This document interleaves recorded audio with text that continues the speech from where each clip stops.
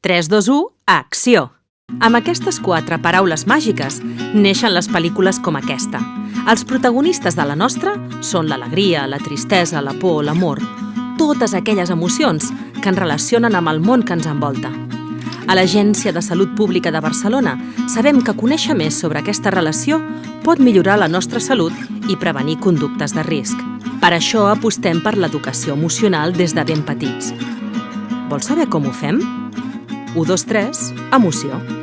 El programa 1, 2, 3 Emoció va dirigit a nens de 3, 4 i 5 anys. És un programa que es realitza a l'escola, que l'implementen les mestres de P3, de P4 i de P5 i que bàsicament proposa activitats d'aula, però també proposa activitats que poden realitzar-se en el marc de les famílies o en un entorn escolar fora de l'aula, com és el menjador escolar. L'objectiu d'aquest programa és la promoció de la salut i la prevenció de les conductes de risc mitjançant el desenvolupament de competències emocionals.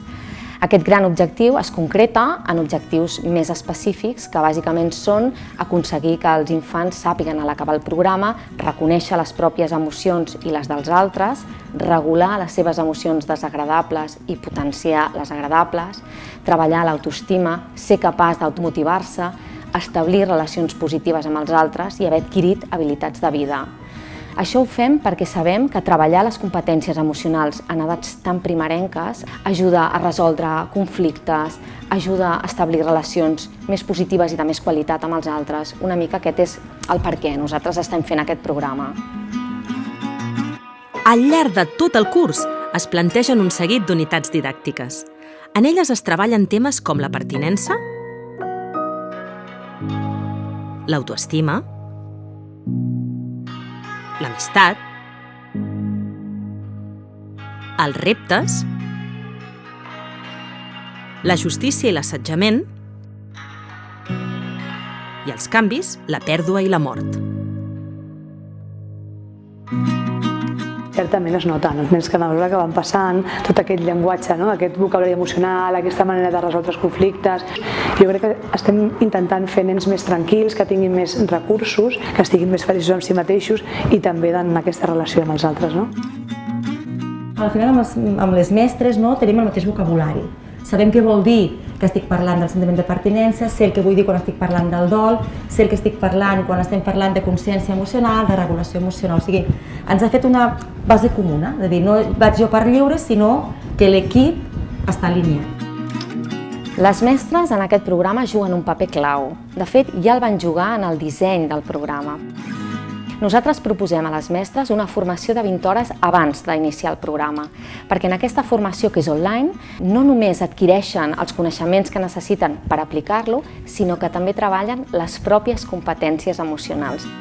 T'has d'enganxar sí o sí en el tren, és a dir, no es val això no va amb mi. Personalment crec que m'ha ensenyat a mi més del que jo he pogut ensenyar, és a dir, posar consciència és un dels aprenentatges més bons. Els nens i nenes que participen en el programa milloren el doble les seves competències emocionals que els nens que no participen en el programa. I la segona dada important per mi és que l'impacte positiu del programa hi és independentment del gènere i el nivell socioeconòmic dels infants. 9 de cada 10 mestres van realitzar totes les activitats d'aula recomanades en aquest darrer curs i aquestes són algunes de les opinions recollides.